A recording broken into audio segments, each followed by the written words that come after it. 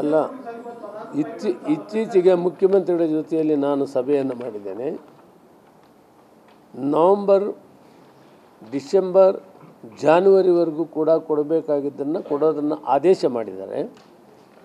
ಈಗ ಆ ಹಣ ಅವರಿಗೆ ಸಕಾಲಕ್ಕೆ ಸೇರ್ತದೆ. ಹಣದ ಕೊರತೆ ಇರಲಿಲ್ಲ. ನಮ್ಮದು ಪರಿಷ್ಕರಣೆ ಕಾರ್ಯಕ್ರಮ ಶುರು ಮಾಡಿದ್ವಿ. ಆ ಪರಿಷ್ಕರಣೆ ಕಾರ್ಯಕ್ರಮದಲ್ಲಿ ಸ್ವಲ್ಪ BPL, APL ವಿಭಾಗ ಮಾಡೋದರಲ್ಲಿ ತಡ ಆಯಿತು.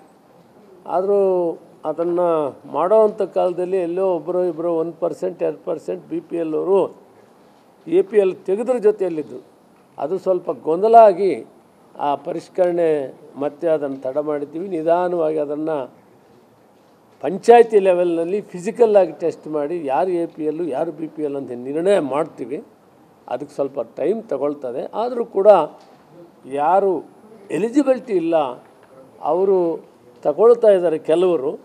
ಅದನ್ನು ನಾವು ಪಂಚಾಯತಿ ಲೆವೆಲ್ನಲ್ಲಿ ಫಿಸಿಕಲಿ ಇನ್ಸ್ಪೆಕ್ಷನ್ ಮಾಡಿ ವಾಸ್ತವವಾಗಿ ಮಹಜರು ಮಾಡಿ ಗ್ರಾಮ ಪಂಚಾಯತಿ ಆಫೀಸರ್ಸ್ ಏನಿರ್ತಾರೆ, revenue inspector, village accountant, PDO ಅವರು, ವಿಲೇಜ್ ಸೆಕ್ರೆಟ್ರಿ ಅವರು, ಇವರೆಲ್ಲ ಸೇರಿ ನಿಜವಾಗಿ ಅವರಲ್ಲಿ BPL ಯಾರಿದ್ದಾರೆ, APL ಯಾರಿದ್ದಾರೆ ಮಾಹಿತಿ ತಗೊಳ್ತೀವಿ. ಮಾಹಿತಿ ತಗೊಂಡ್ಮೇಲೆ ಕ್ರಮ ತಗೊಳ್ತೀವಿ.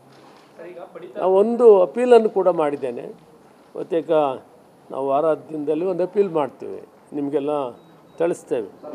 ಯಾರು APL ಇದ್ದಾರೆ ದಯವಿಟ್ಟು ಅವರೇ ಸ್ವತಃ ಬಿಟ್ಟುಕೊಟ್ರೆ ಪೆನಾಲ್ಟಿ ತಪ್ಪೋಗ್ತದೆ. APL BPLಲ್ಲಿದ್ದಾರೆ, ಪ್ಲೀಸ್ ಅರ್ಥ ಮಾಡಿ. ಯಾರು BPL ಪಟ್ಟಿಯಲ್ಲಿರೋ APLನವರು ಮೊದಲೇ ಅವರೇ ನಾವು ಅಪೀಲ್ ಮಾಡ್ತೀವಿ ಅವ್ರಿಗೆ. ಅವ್ರು ಬಿಟ್ಟುಕೊಟ್ರೆ ಅವ್ರಿಗೆ ಪೆನಾಲ್ಟಿ ಇರಲ್ಲ. ನಾವು ಹೇಳಿದ ಮೇಲೇನು ಅವ್ರು ಬಿಟ್ಟುಕೊಡ್ತಾ ಇದ್ದರೆ ಪೆನಾಲ್ಟಿ ಹಾಕಲೇಬೇಕಾಗುತ್ತೆ. ಅದಕ್ಕೊಂದು ಪೆನಾಲ್ಟಿ ಏನಂತ ಕಾನೂನಿದೆ, ಗೈಡ್ಲೈನ್ಸ್ ಇದೆ. ಅದನ್ನು ಅಲ್ಲಲ್ಲ, ನಾನು ಆ ಗೈಡ್ಲೈನ್ಸ್ ಇದನ್ನು ಒಂದು ಪ್ರಚಾರಕ್ಕೆ ಒಂದು ಅಡ್ವರ್ಟೈಸ್ಮೆಂಟೇ ಕೊಟ್ಬಿಡ್ತೀವಿ. ಒಂದು ವಾರದ ದಿನದಲ್ಲಿ ಏನು ಮಾಡ್ತೀವಿ, ಆ ಗೈಡ್ಲೈನ್ಸ್ ಎಲ್ಲ ಹಾಕ್ತೀವಿ. ನೋಡಪ್ಪ, ನಿಮಗೊಂದು ಟೈಮ್ ಕೊಟ್ಟಿದ್ದೀವಿ, ಒಳಗಡೆ ವಾಪಸ್ ಬರ್ರಿ. ಇನ್ನೂ BPL ಅವ್ರು ಕಾಯ್ತಾ ಇರೋರು ಕೊಡೋಣ. APL ಅವ್ರು ನೀವು ವಿನಾಕಾರಣ ತಗೊಳ್ತಾ ಇದ್ದೀರ, ನೀವೇ ಬಂದರೆ ಇನ್ನೂ BPL ಅವ್ರು ಕಾಯ್ತಾ ಇರೋರು ಸಹಾಯ ಮಾಡೋಣ ಅಂತ ಕೇಳ್ತೀವಿ. ಒಂದು ವೇಳೆ ಸಕಾಲದಲ್ಲಿ ಪೂರ್ತಿ ಹೇಳ್ತೀವಿ. ಒಂದು ವೇಳೆ ಸಕಾಲಕ್ಕೆ ಅವ್ರು ಬರೆದಿದ್ರೆ ನಾವು ಪೆನಾಲ್ಟಿ ಅನಿವಾರ್ಯವಾಗಿ ಹಾಕಬೇಕಾಗ್ತದೆ.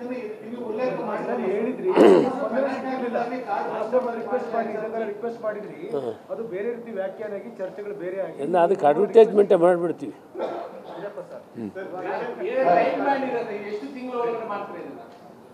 ಇದಕ್ಕೆ ಟೈಮ್ ನಿಗದಿ ಮಾಡ್ತೀವಿ. ಆಫೀಸರ್ಸು ನಾನು ಕುಂತು ಮಾತಾಡಿ ಅಡ್ವರ್ಟೈಸ್ಮೆಂಟಲ್ಲಿ ನಿಮ್ಗೆ ಗೊತ್ತಾಗ್ಬಿಡುತ್ತೆ. ವಿತಿನ್ ಎ ವೀಕ್, ಒಂದು ವಾರದಲ್ಲಿ ಅಡ್ವರ್ಟೈಸ್ಮೆಂಟ್ ಕೊಟ್ಟಾಗ ಅದರ ಡೇಟು ಟೈಮು ಎಲ್ಲ ಹೇಳಿ ಸಾರ್ವಜನಿಕಕ್ಕೆ ತಿಳುವಳಿಕೆ ಆಗಲಿ ಅಂತ ಮಾಡ್ತೀವಿ. ಆದಷ್ಟು ಬೇಗ ಮಾಡ್ತೀವಿ. ಇದೇ ಈ ಸರ್ಕಸ್ನಲ್ಲಿ ಲೇಟ್ ಆಗಿದೆ, ಕಾಯ್ತಾ ಇದ್ದಾರೆ. ಅವ್ರಿಗೂ ಕೊಡೋದೇ ನಮ್ಮದು ಆದ್ಯತೆ ಇದೆ.